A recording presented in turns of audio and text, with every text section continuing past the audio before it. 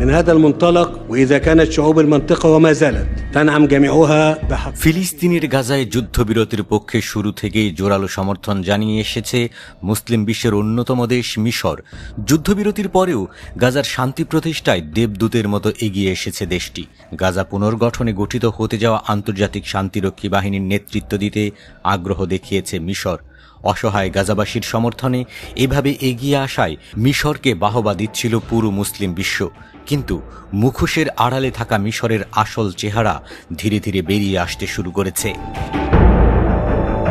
গাজার সার্বিক পরিস্থিতি পর্যবেক্ষণে প্রস্তাবিত আন্তর্জাতিক শান্তি কমিটির অন্যতম পরিচালনাকারী হিসেবে সাবেক ব্রিটিশ প্রধানমন্ত্রী টনি ব্লেয়ারকে সমর্থন দিচ্ছে মিশর। অথচ যুক্তরাষ্ট্র যখন টনি ব্লেয়ারের নাম প্রস্তাব করে তখনই তীব্র প্রতিবাদ জানিয়েছিল মুসলিম বিশ্ব। মধ্যপ্রাচ্যের শত্রু হিসেবে পরিচিতি পাওয়া টনি ব্লেয়ারকেই কিনা দিতে হচ্ছে গাজার শান্তি প্রতিষ্ঠার দায়িত্ব। যুক্তরাষ্ট্রের এমন জঘন্য প্রস্তাব কিছুতেই মেনে নিতে পারেনি মুসলিম বিশ্বের নেতারা, যার হাতে লেগে আছে মধ্যপ্রাচ্যের হাজারো মানুষের রক্ত।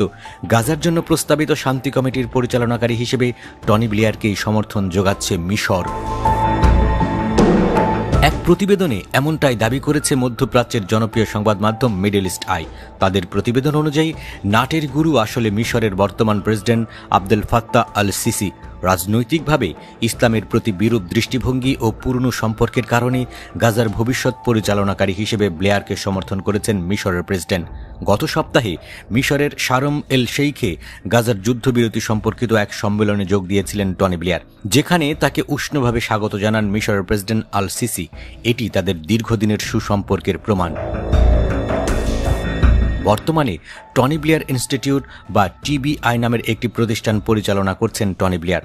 এই প্রতিষ্ঠানের কাজ হল বিভিন্ন দেশের সরকারকে পরামর্শ দেওয়া।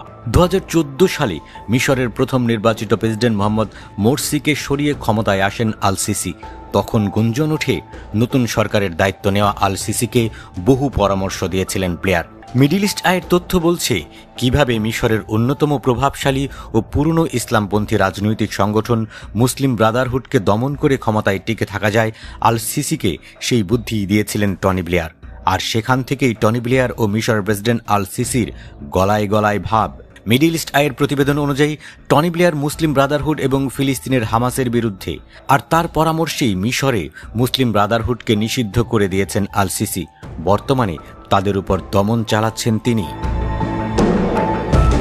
বিভিন্ন গণমাধ্যমের তথ্য বলছে 2003 সালে যুক্তরাষ্ট্র যখন ইরাকে হামলা চালায় এর অন্যতম মদতদাতা ছিলেন তখনকার ব্রিটিশ প্রধানমন্ত্রী টনি ব্লেয়ার।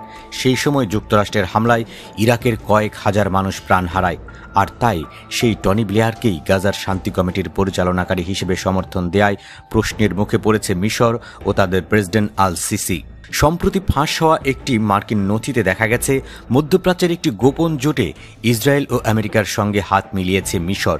তাহলে মিশর কি টনি ব্লেয়ারকে সমর্থন দিয়ে ইসরায়েল ও আমেরিকার এজেন্ডা বাস্তবায়ন করছে? এমন প্রশ্ন তুলেছেন অনেকেই।